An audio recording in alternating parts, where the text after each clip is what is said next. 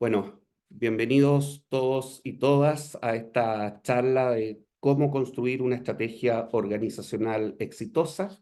Esta charla se enmarca en la difusión del Magíster en Gestión de Negocios y Organizaciones que va a dictar próximamente la Facultad de Administración y Economía de la Universidad Diego Portales. Es un magíster que está diseñado para profesionales que no son del área de la administración y que buscan, por una parte, ocupar cargos de gestión, ascender o también para emprender.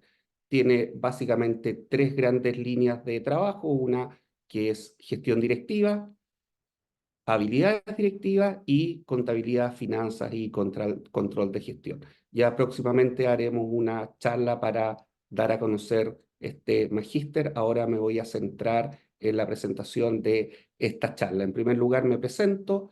Mi nombre es Claudio Time, soy profesor titular de la facultad. Ya hace más de 17 años que soy profesor de la Universidad Diego Portales. Soy ingeniero civil e industrial de profesión, doctor en Administración de Empresas por la Universidad Autónoma de Barcelona. Voy a compartir entonces para dar inicio a esta presentación.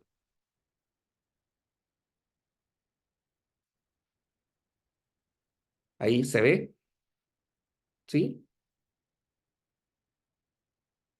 Perfecto. Entonces, demos inicio a esta presentación. Lo primero es señalar que el concepto de estrategia se asocia a éxito. Cuando hablamos de estrategia, ¿no es cierto? Lo que andamos buscando es cómo tener éxito en nuestros objetivos que nos hemos planteado. Definiciones hay miles, ¿ya? Miles. De hecho, hay por ahí que una frase que dice que hay tantas definiciones como personas que han tratado de definirla. Hay una que a mí me gusta mucho, que dice que la estrategia empresarial es la combinación de objetivos que guían el uso de los recursos de la empresa para lograr su misión y visión a largo plazo. Por lo tanto, enfatiza dos grandes aspectos, o tres grandes aspectos. Primero, dice relación con que una estrategia conlleva objetivos. Lo segundo, que estos objetivos deben estar alineados, ¿no es cierto? Deben ser coherentes entre ellos. Y tercero, que ello significa o guía de una forma el despliegue de los recursos y capacidades que tiene una organización para la consecución de esas grandes declaraciones de largo plazo como son la visión y la visión. ¿Por qué es importante que una organización tenga una estrategia? Básicamente por dos aspectos. Primero, porque entrega coherencia en la toma de decisiones. Permite que todos estén alineados, ¿no es cierto?, con el objetivo o los grandes objetivos de la organización. Y segundo, que aumenta la probabilidad de éxito de conseguir ese objetivo porque nos permite analizar de manera anticipada la situación. ¿Ya? Eso como aspectos conceptuales básicos. Una buena definición de estrategia, una definición muy básica y que probablemente voy a utilizar bastante en esta charla, dice relación con que la estrategia, o tenemos una buena estrategia cuando tenemos el ajuste entre las necesidades de los clientes, lo que quieren los clientes, con los recursos y capacidades que tiene la empresa. Cuando logramos ajustar estas dos cosas, ¿no es cierto?, tenemos una buena estrategia. ¿Y cuál sería el lugar ideal de una estrategia? Bueno, cuando estas cosas ajusten y ojalá no hayan competidores o haya la mínima cantidad de competidores. Si esto se da, seguro vamos a tener una muy buena estrategia. Entonces, reitero, vamos a utilizar como concepto básico de esta charla que una estrategia es el ajuste entre lo que requieren los clientes con los recursos y capacidades que tiene la empresa. Cuando pensamos en las estrategias exitosas, ya sea de personas, ya sea de empresas, hay algunos elementos que están siempre presentes. Esos elementos en la base, ustedes tienen lo que podríamos denominar el diseño estratégico.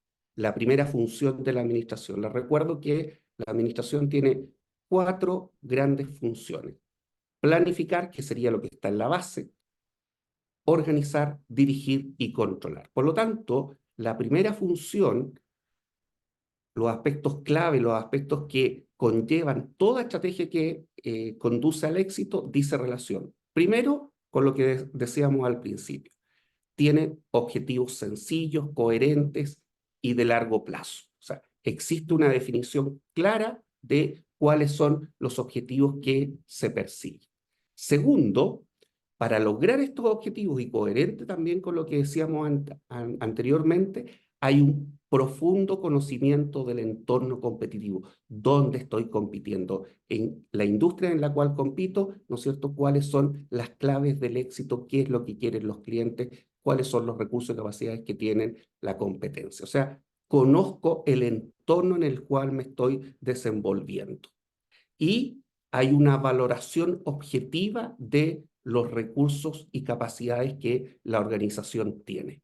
Entonces, juntemos las dos cosas. Si juntamos que tenemos un conocimiento del entorno y tenemos una valoración adecuada de los recursos y capacidades, ¿no es cierto?, y estos apuntan a la consecución de objetivos que son claros, tenemos un buen diseño estratégico.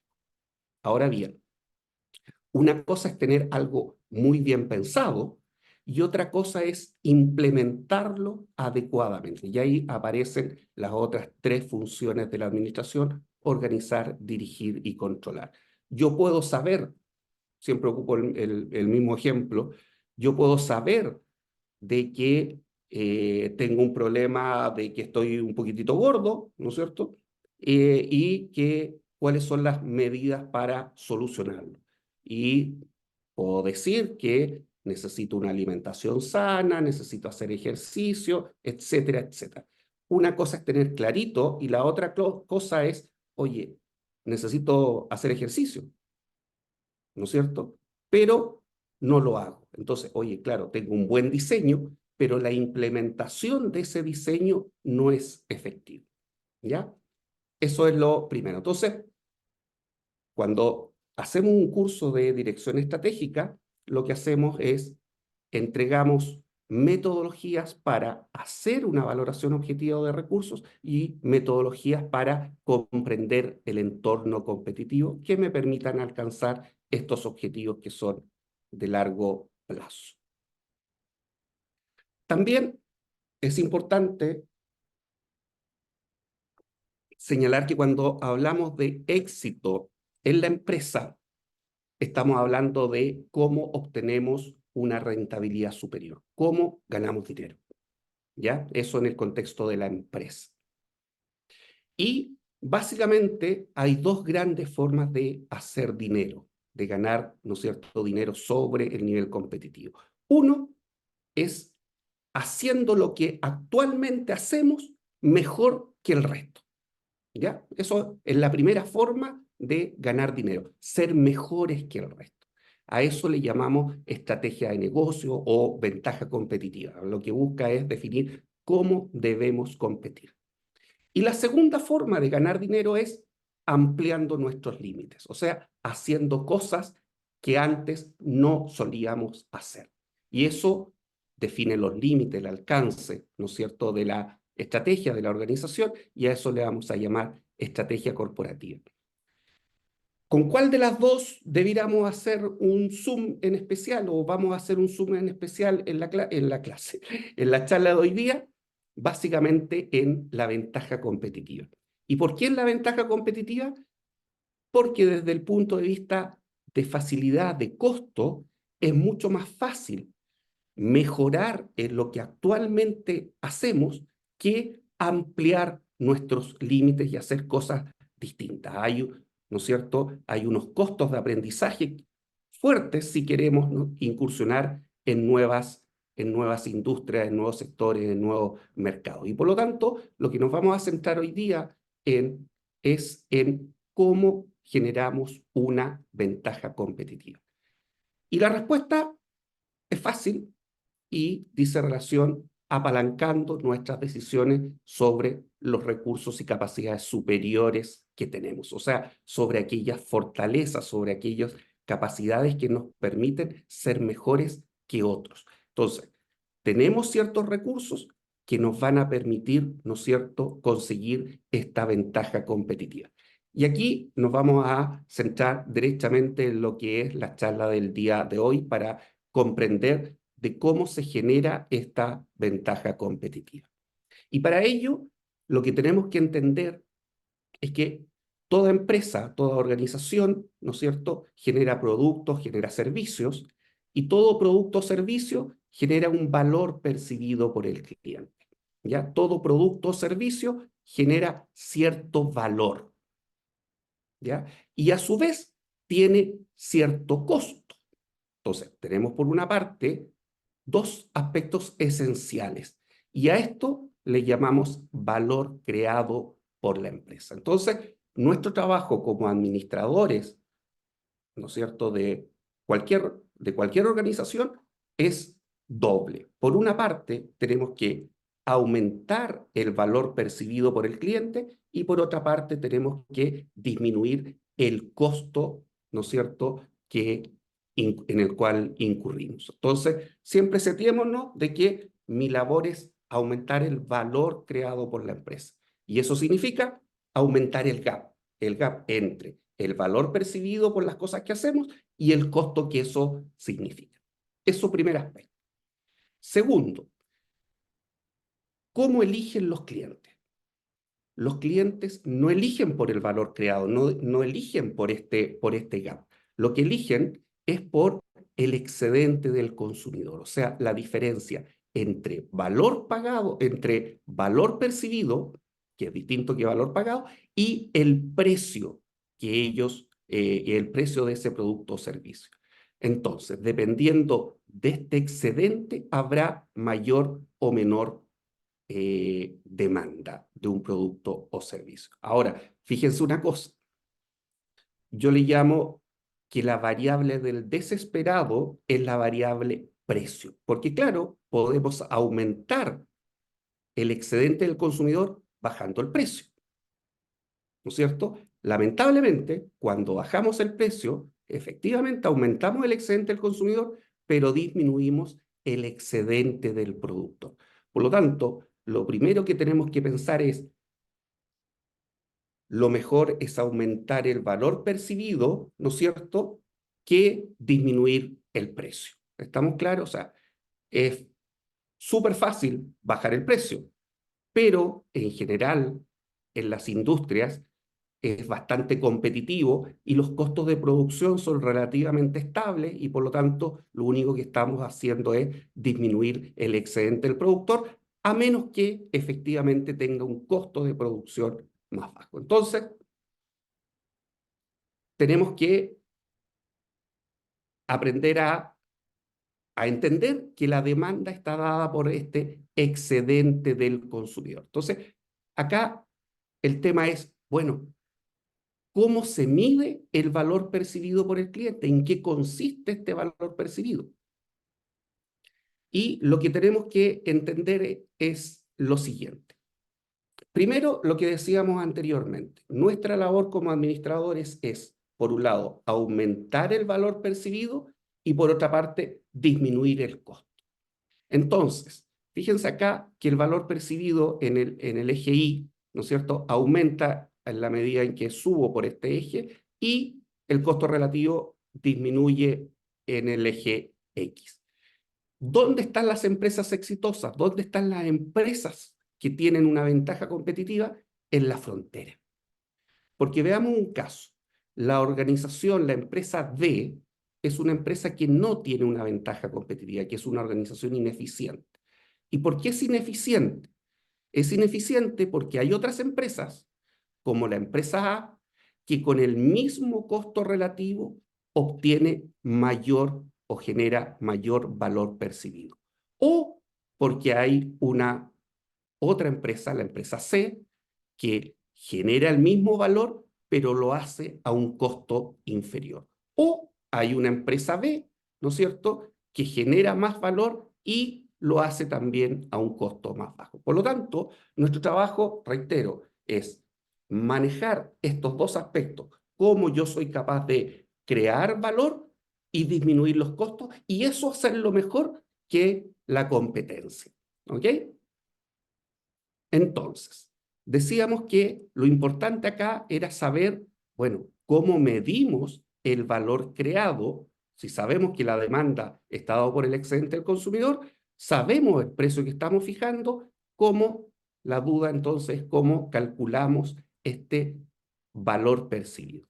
Y el valor percibido no es otra cosa más que la suma del valor proporcionado por cada uno de los atributos que componen el producto o servicio. ¿Ya? Por lo tanto, inmediatamente tenemos que saber, bueno, cuáles son los atributos que considera el cliente cuando elige nuestros productos o servicios. Ahora bien, la función de preferencia de las personas no es igual. No todos los atributos pesan lo mismo cuando uno elige un producto o servicio entre distintas posibilidades. Cada atributo tiene una importancia en la función de preferencia, en la función de selección. Por lo tanto, el valor percibido por el cliente será igual a la sumatoria de la importancia de cada atributo multiplicada por la calificación que se hace del atributo. Y el excedente del consumidor, por lo tanto, será este valor percibido menos el precio. Y uno podría calcular, por lo tanto, el excedente del consumidor como la sumatoria de la importancia de cada atributo por la calificación del atributo, menos la importancia que ese consumidor le da al precio por la calificación que le da al precio. Vamos a hacer un ejercicio inmediatamente. Veamos el caso de unos hoteles de la cadena Accor que se llaman Fórmula 1, ¿ya? Y lo vamos a comparar contra dos hoteles, un hotel típico de una estrella y un hotel típico de 2 estrellas. Entonces, este hotel, los hoteles Fórmula 1, pertenecen a la cadena, a la categoría más baja de desarrollo de los hoteles de la línea A. Y lo que ellos dijeron es lo siguiente: hay un público objetivo, hay un segmento de mercado que básicamente son turistas y gente joven que cuando sale a veranear le importa básicamente muy pocos atributos y lo que le interesa es llegar a un lugar seguro, limpio, con una buena cama y a un bajo precio. Eso es lo que básicamente le importa a ese segmento de mercado. Entonces, como ustedes se fijan al lado, la importancia que ese segmento de mercado le da es muy alta a cada uno de estos atributos y los otros casi no importan. Si yo ando de turista, soy joven, tengo poco dinero, ¿qué me importará la arquitectura del lugar o las instalaciones de comida si va a estar todo el día afuera? ¿Ya? Por lo tanto, si ustedes se fijan, el excedente del consumidor se calcula como el del Hotel Fórmula 1 tendrá la calidad de las camas un valor, por ejemplo, de 5, a diferencia de la competencia que tiene de una estrella que tiene, le doy de 1 a 5 una valoración de 2 y el de 2 estrellas una valoración de 3. Y así sucesivamente. ¿Cómo calculo el excedente del consumidor?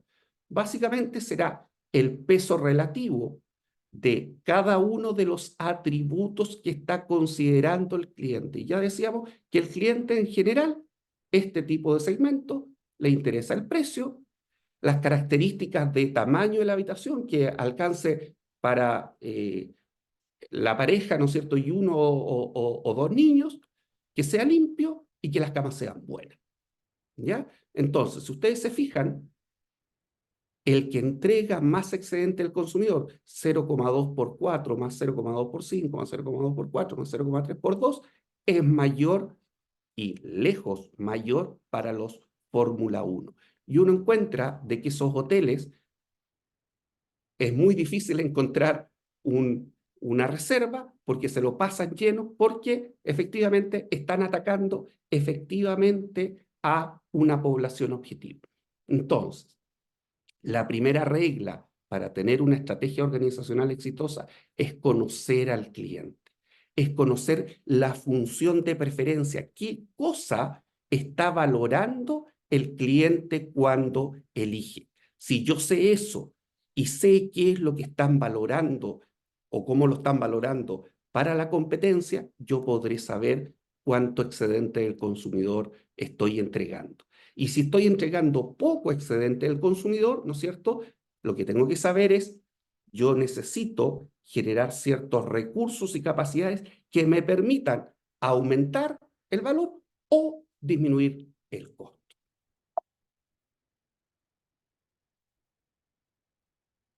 Y aquí entramos en la parte cotidiana, en la parte de algunas cosas que me han pasado.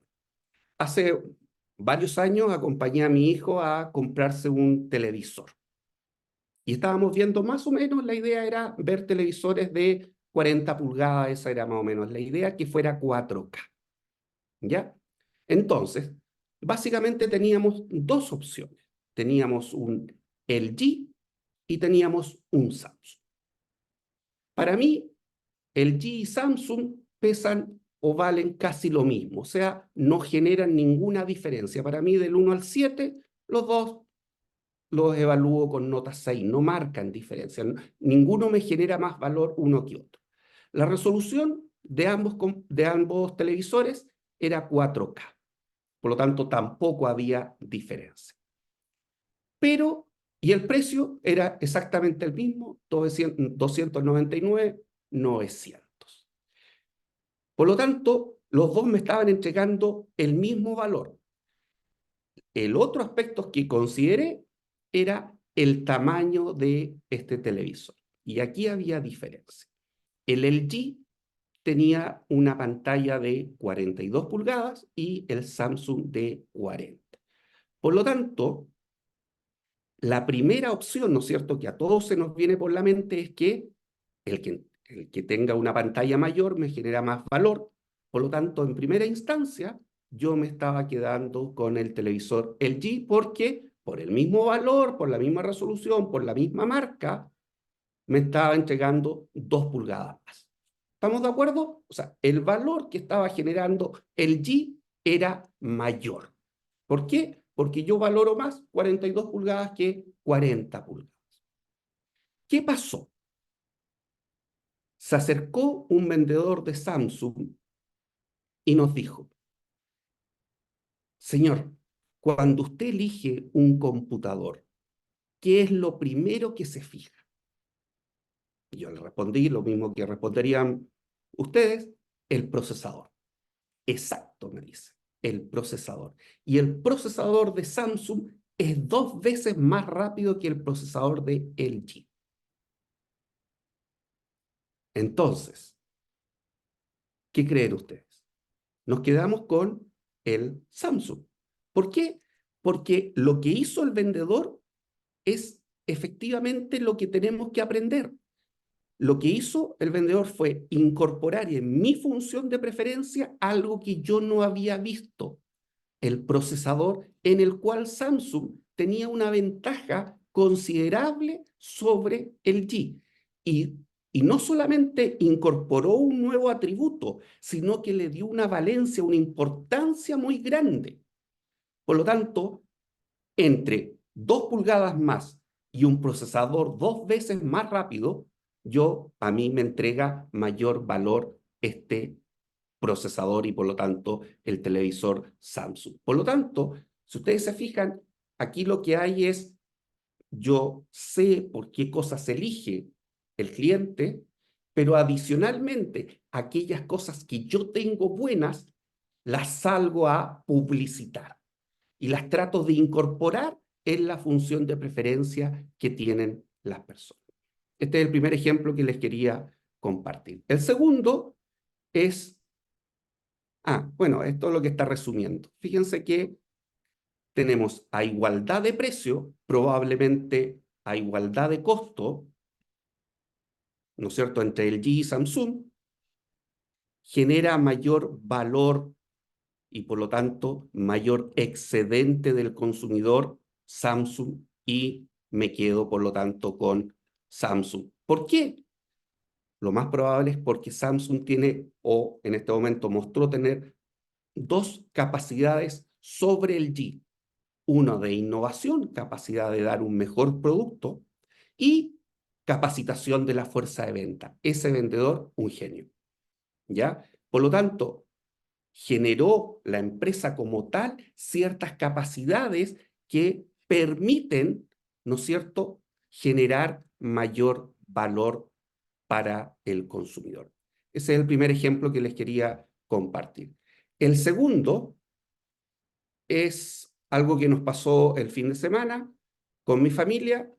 Fuimos, y ubican, el Mall Los Dominicos, y cuando salíamos quisimos tomar un helado, yo quería tomarme un café, y teníamos dos posibilidades. Y si ustedes se ubican en el Mall Los Dominicos, al frente del Totus, está San Camilo, La Foca y Churros Café.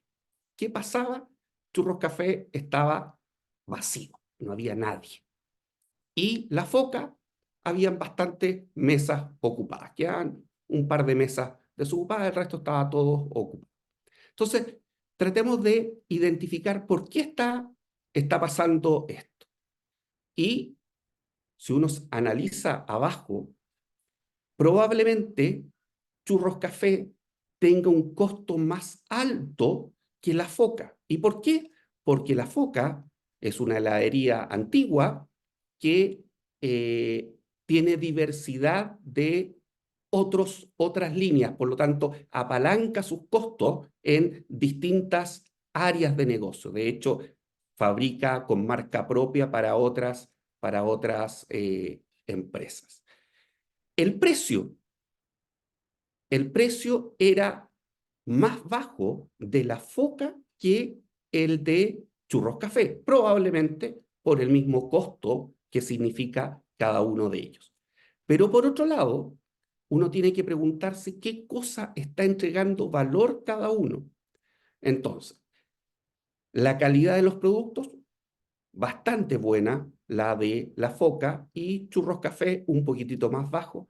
La variedad, preguntamos qué tipo de helados había en Churros Café y nos dijeron solamente de vainilla, y aquí ustedes pueden ver una gran cantidad de helados de La Foca. El precio era más bajo, el ambiente también, la decoración, las mesas bastante mejor, las de La Foca, ¿no es cierto? La ubicación era la misma, estaban uno al lado del otro, y servicio al cliente no lo sabíamos con antelación, así que tampoco entró en nuestra función de preferencia. Pero si vemos variedad, calidad y ambiente, La Foca nos entregaba mayor valor y a un precio más bajo. Por lo tanto, el excedente que generaba, ¿no es cierto?, La Foca era mayor que el excedente que generaba Churros Café.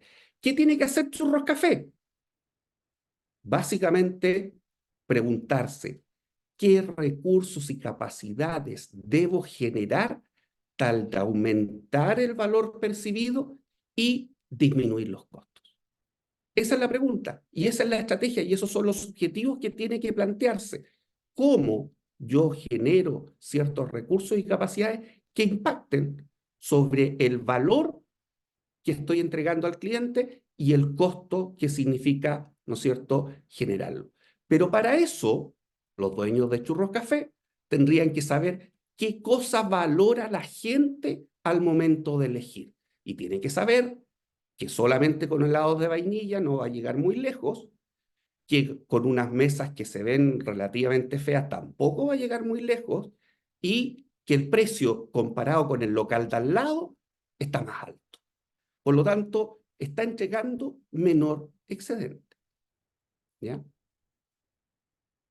Resumiendo, la estrategia es la forma en que las empresas crean, capturan y mantienen cierto valor económico. Y el valor económico no es otra cosa más que la diferencia entre el valor percibido y el costo. Por lo tanto, la pregunta es, ¿qué tengo que tener del punto de vista de recursos y capacidades tal que golpeen y muevan estas agujas del valor percibido y los costos. Si yo logro tener un gap mejor que el resto, voy a poder fijar, ¿no es cierto?, un precio que me permita tener un mayor excedente. Por lo tanto, la tarea es triple. Primero, darse cuenta cuáles son los impulsores clave en la creación de valor. ¿Qué hace? Para eso necesito saber cuáles son los atributos por los cuales la gente elige y cuáles son los elementos que determinan el costo. Y por lo tanto, los factores impulsores serán qué recursos y capacidades impactan sobre estos dos elementos. Primera cosa. Lo segundo, me van a aparecer distintos desafíos, distintos objetivos que podría definir. Tengo que definir cuáles son aquellos que son esenciales, cuáles son los importantes, cuáles son los que van a impactar mayormente en este gap y dejar los otros de lado, ¿no es cierto? Y por lo tanto, ponerse a pensar de cuáles son nuestras batallas que debemos ganar y el resto, ¿no es cierto?, no seguir tratando de conseguirlas. Muchas gracias. ¿Alguna duda? Aquí tengo.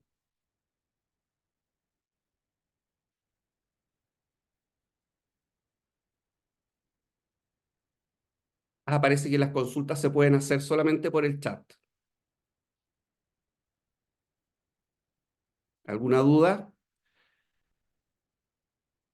La presentación del día de hoy se la vamos a enviar a todos en el día de mañana, la grabación de esta presentación.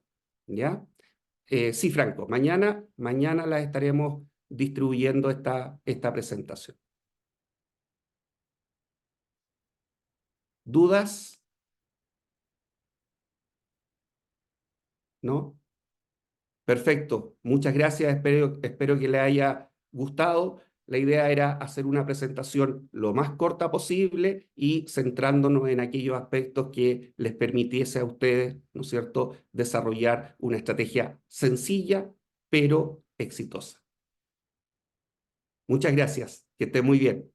Un gusto.